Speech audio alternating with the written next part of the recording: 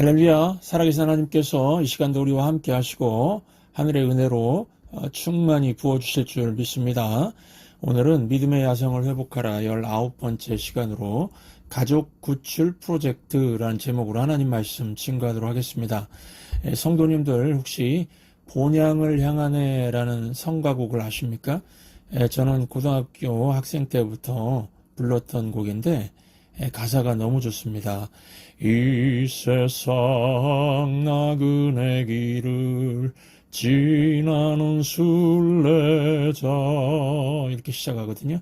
인생의 거친 들에서 하룻밤 머물 때 환란의 굳은 비바람 모질게 불어도 천국의 순례자 본향을 향하네. 이 성가곡을 듣거나 부르고 있으면은 마음이 안심이 되고 평안해집니다. 마치 천국으로 가고 있는 것 같습니다. 이 곡을 부를 때마다 이 천국에 대한 막 그리움이 생기고요. 본향으로 가는 게 내가 있어야 할 자리구나 이런 게 느껴집니다. 여러분들도 모두 천국 가셔야죠. 이 천국에 대한 소망 없는 사람 없을 겁니다. 이 땅을 살면서 우리 속지 마시기 바랍니다. 이 땅이 집이 아니고 어디가 집입니까? 천국이 우리 집입니다. 우리 옆에 분한테 한번 얘기해 주세요. 이 땅이 집이 아니고 천국이 우리 집입니다. 이 땅이 집이 아니고 천국이 우리 집입니다. This world is not our home. Heaven is our home. 여러분들 영혼의 아버지가 하나님인 거 믿습니까? 아멘. 그러시면 제가 하나님 그러면 여러분 다 같이 아버지 한번 해주세요. 준비되셨죠? 하나님, 아버지, 하나님, 아버지. 한 번 더 하시겠습니까? 하나님, 아버지. 우리는 나중에요. 아버지 집에 가는 겁니다.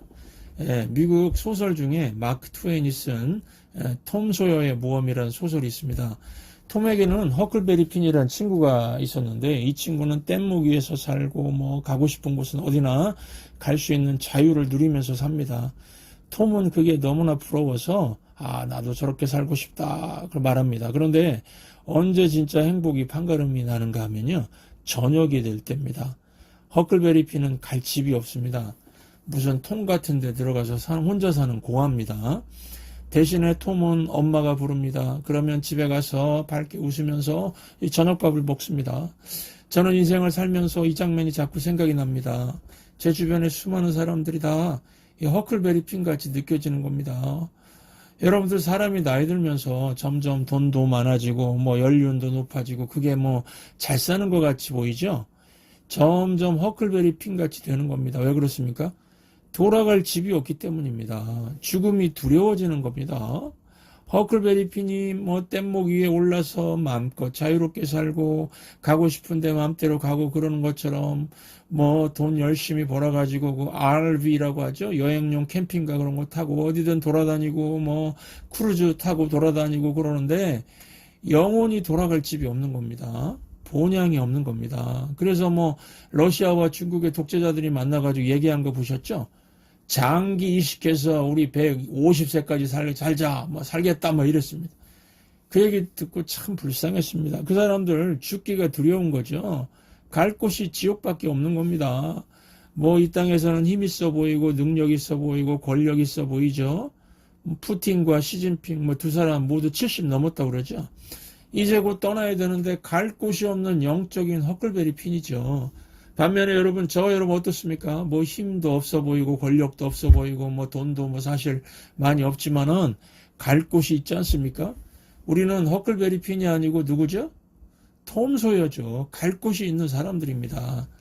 여호수아 6장은 여러분 하나님의 힘으로 여리고성을 무너뜨린 얘기라는 거 우리가 살폈습니다. 큰 기적 스토리고 장엄한 승리를 기록하고 있습니다. 그런데 그것만 기록하는 게 아니고 기적과 승리 후에 반드시 기억해야 할 한 가지 진리를 부록으로 얘기하고 있습니다. 바로 구원 이야기입니다. 한 개인만 구원받는 스토리가 아니고 가족 전체가 구원받는 스토리가 있습니다. 여러분 성경은 가족을 강조하고 있습니다. 가족 단위의 구원을 기본으로 말하고 있습니다. 그러니까 나만 천국 가면 되는 게 아니고 가족과 함께 천국 가는 게 중요하다는 걸 강조하고 있습니다. 그래서 라합 가족의 구원 스토리를 여호수아 6장에 부록처럼 달아놓았습니다.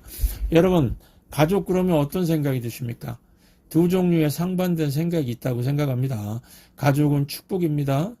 또 동시에 짐스럽기도 하죠. 그래서 많은 사람들이 가족 때문에 행복을 느끼기도 하지만 또한 가족 때문에 가장 큰 짐스러운 그런 모습을 보이기도 합니다. 제가 목회하면서 가장 많이 접하는 게 가정 문제입니다. 가정 문제 그러면은 좋은 것도 있지만 막 신음소리도 제일 많이 나는 것 같습니다. 평탄한 가정이 별로 없고요. 거의 다 아픔이 있고 문제가 있습니다. 부모는 나이 들어도 자녀 때문에 힘들고요. 자녀는 반대로 부모 때문에 힘들다고 하고요. 이 라합의 가정도 별로 좋은 가정은 아니었습니다. 정탐꾼 만났을 때 라합의 나이를 10대 후반 정도로 봅니다.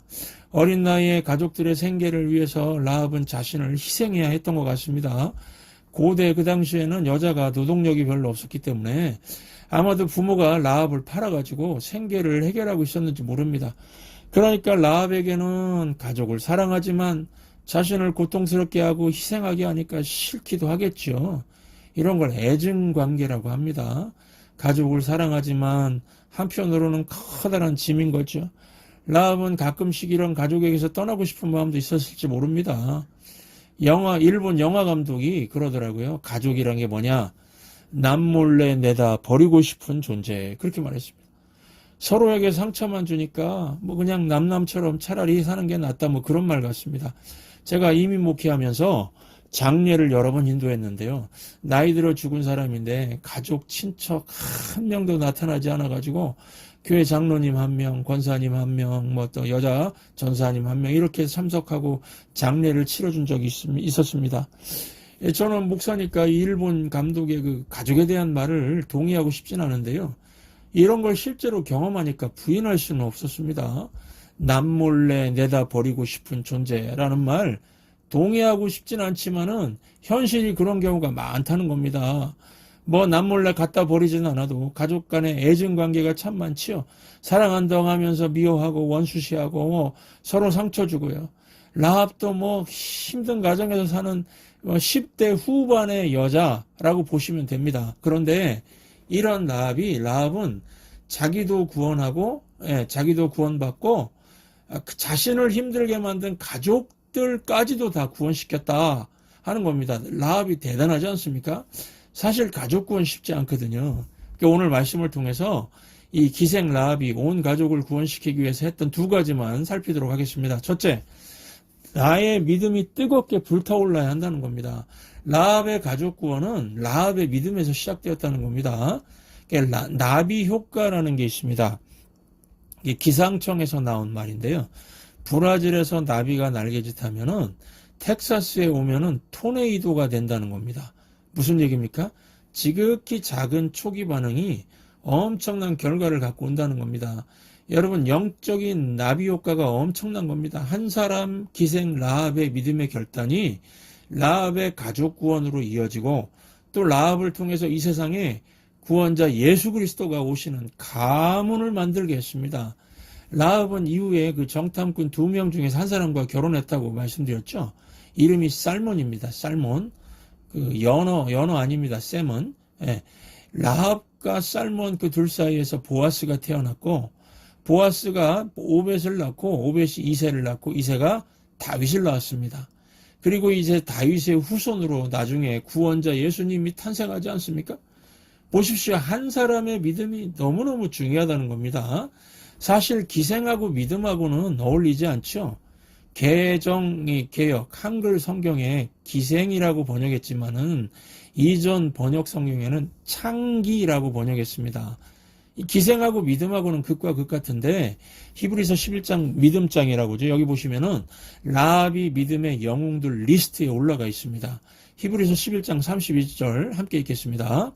믿음으로 기생 라합은 정탐꾼을 평안히 영접하였으므로 순종하지 아니한 자와 함께 멸망하지 아니하였도다. 그러니까요, 가장 열악한 조건에 있는 사람도 믿음을 붙으니까 삶이 뒤집어졌다는 겁니다. 저와 여러분은 라합보다는 나은 위치죠. 그래도 부족합니다. 열악합니다. 그런데 우리도 믿음을 가지면 다 뒤집어 버릴 수 있다는 겁니다.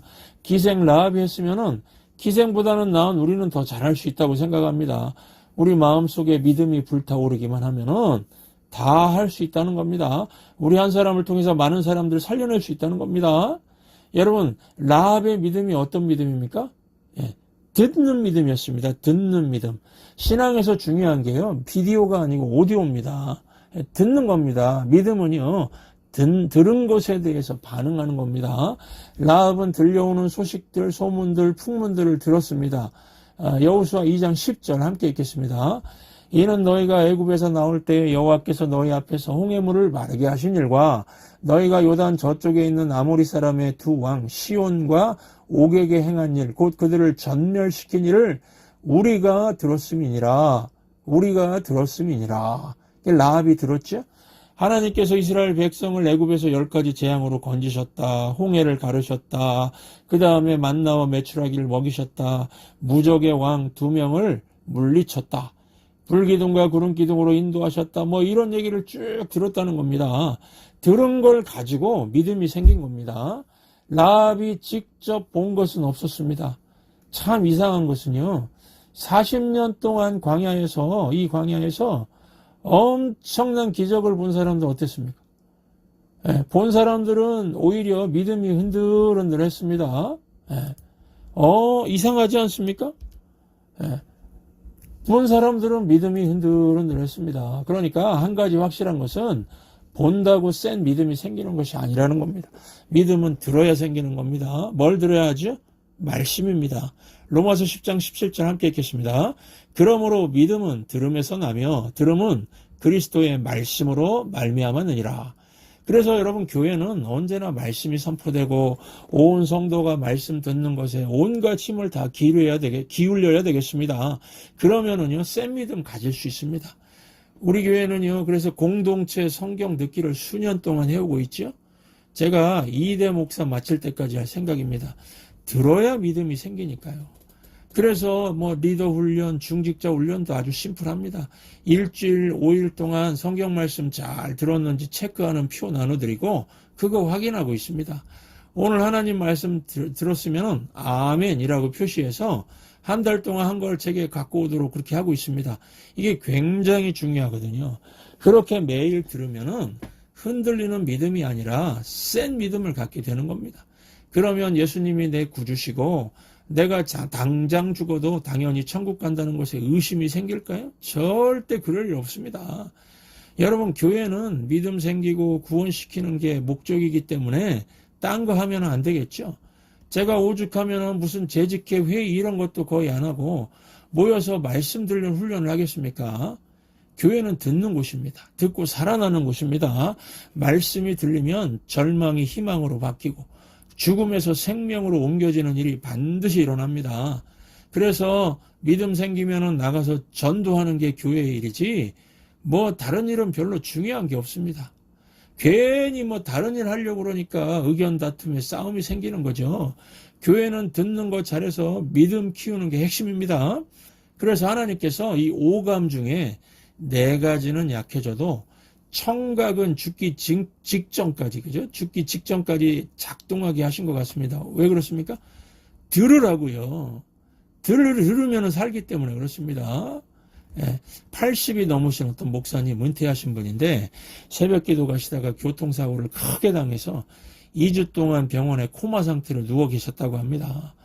80 넘은 친구 목사님 오셔서 2주 동안 의식도 없는 친구를 보면서 귀에 대고서 이제 임종 기도를 해줬다고 합니다. 하나님, 이 친구를 받아주십시오. 목사지만 남몰래 지은 죄가 있다면 십자가 보혈로 씻어주시고 예수님과 다시 사는 부활의 은혜를 주십시오. 그런데 기도한 지 1시간쯤 지나서 살아났다고 합니다. 살아나서 임종 기도해준 친구 목사님한테 하는 말이, 자네가 하는 기도 내가 다 듣고 있었다. 나 죽으라고 기도하더라. 내가 엄청 서운했다. 그러더랍니다. 여러분, 우리 청각은요, 이 정도로 작동하는 겁니다. 그래서 저는 예배 시간에 조는 분이나 거의 입신 상태에 들어간 분 봐도 절대로 밉지가 않습니다. 2주 동안 의식이 잃고 코마 상태에 있는 사람도 다 들었는데 예배당에 들어온 이상 이 청각이 작동하니까 다 듣고 있다는 거 저는 압니다. 알고 있거든요. 그러니까 여러분들 누구라도 이 예배당 안에만 데리고 오십시오. 이 자리에 오기만 하면은 하나님이 기가 막히게 만든 이 청각이 작동하니까 다 듣게 되어 있습니다. 아셨죠? 여러분들 책임은 뭐라고요? 이 예배당 안까지 데리고만 와주십시오. 그러면은 나머지는 누구 책임입니까?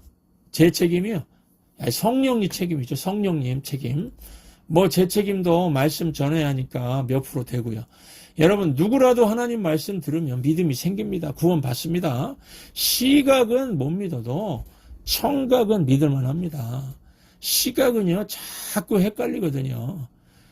제가 8년 동안 알고 지냈던 자매인데 메이크업 하면은 아주 미스 코리아 진 수준인데 어느 날 쌩얼로 만났습니다. 쌩얼, 생짜배기 얼굴이죠.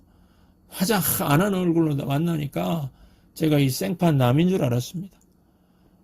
시각은 이렇지만은요, 청각은 여러분 쓸만합니다. 말씀 전하면 듣게 되어 있습니다. 들으면은 구원 얻을 만한 믿음이 생기고요. 자꾸 들으면은 믿음이 불타오르게 될 것입니다. 그러면 그 한 사람 통해서 놀라운 구원의 역사가 나타나게 될 것입니다. 두 번째, 라합이 가족 구원을 위해서 했던 것은 가족들을 은혜의 자리에 이렇게 모이게 했다는 것입니다. 그러니까 가장 먼저 할 것은 내 믿음이 불타는 믿음이 되어야 하는 것이고 그 다음에 할 일은 가족들을 모이게 만드는 겁니다. 오늘 말씀 보시면은 라합의 가족들이 흩어져 있었습니까? 모여 있었습니까? 모여 있었습니다. 붉은 줄을 메고 모여 있었습니다. 이 붉은 줄이 무엇을 상징했는지 말씀드렸죠. 이 붉은 피, 예수님의 십자가 보혈을 상징한다고 말씀드렸습니다. 그러니까 구원의 방주 되시는 예수님 십자가 붙들고 모여 있었다는 겁니다. 여호수아 2장 18절을 함께 읽겠습니다. 우리가 이 땅에 들어올 때에 우리가 달아내린 창문에 이 붉은 줄을 메고 네 부모와 형제와 내 아버지의 가족을 다 네 집에 모으라. 내 집에 모으라. 보십시오. 여러분, 라합은 자기의 구원 얻은 곳에서 머무르지 않고 가족 구원을 위해서 정탐꾼이 한 말대로 가족들을 다 불러 모았죠.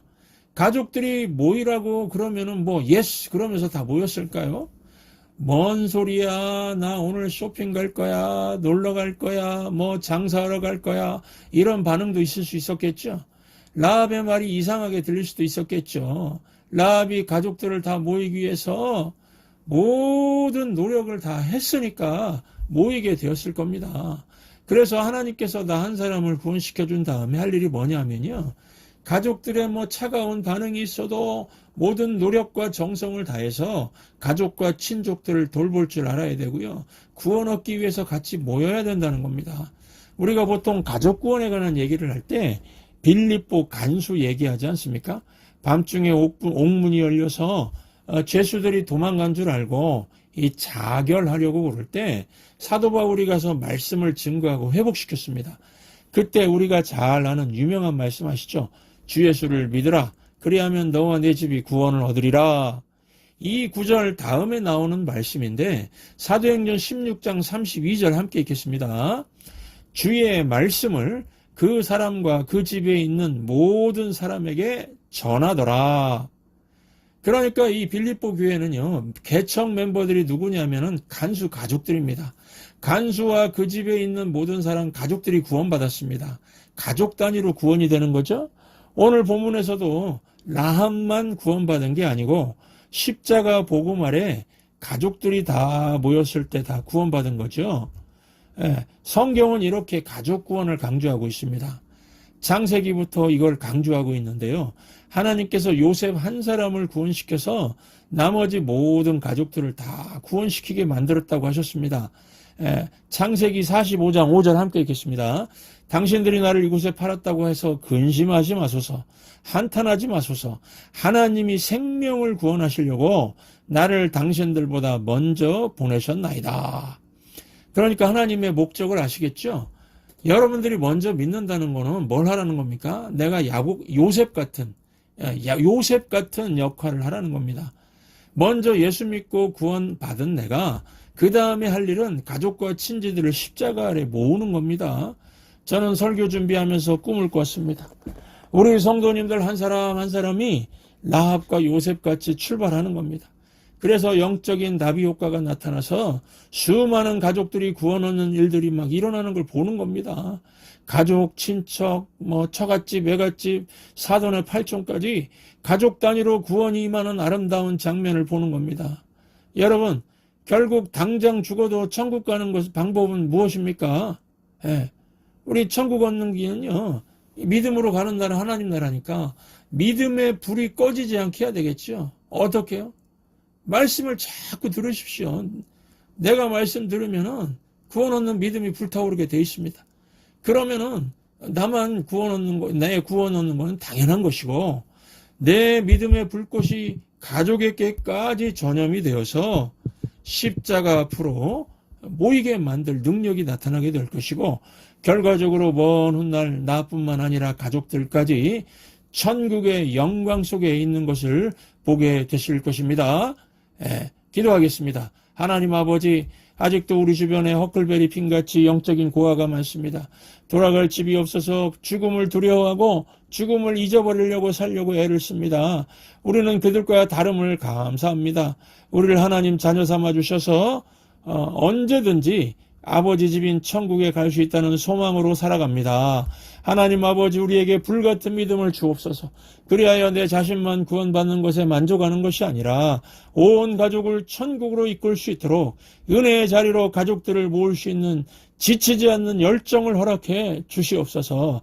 아직 생명책에 이름이 기록되지 않은 가족들을 위해서 모든 노력을 집중하여 십자가 아래 모이게 하는데 남은 생의 모든 에너지를 쏟을 수 있는 우리 모두가 되게 하여 주시옵소서. 예수님의 이름으로 간절히 기도하옵나이다. 아멘. 나의 일생 사는 동안 주 예수만 따라가리. 주님이 보여주신 삶 나 그렇게만 살으리. 환난이 닥쳐와도 내 목숨을 빼앗으려 해도 내 주님 바라보며 그렇게 살아가리. 내게 주신 사명 모두 마치는 그날까지 멈추지 않으리. 쉬지도 않으리. 내 생명도 아끼지 않으리. 이 땅에 사는 내 소망 주 위에 사는 것 오직 예수만 오직 예수만 내 삶에 드러나기. 하늘의 크신 능력이 나를 이끄시네. 그 이름만 외치며 살리.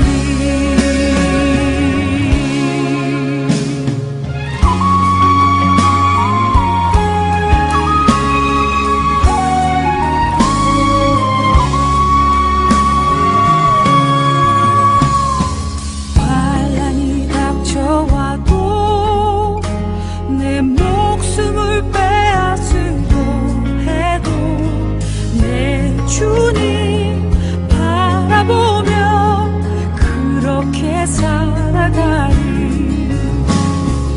내게 주신 사명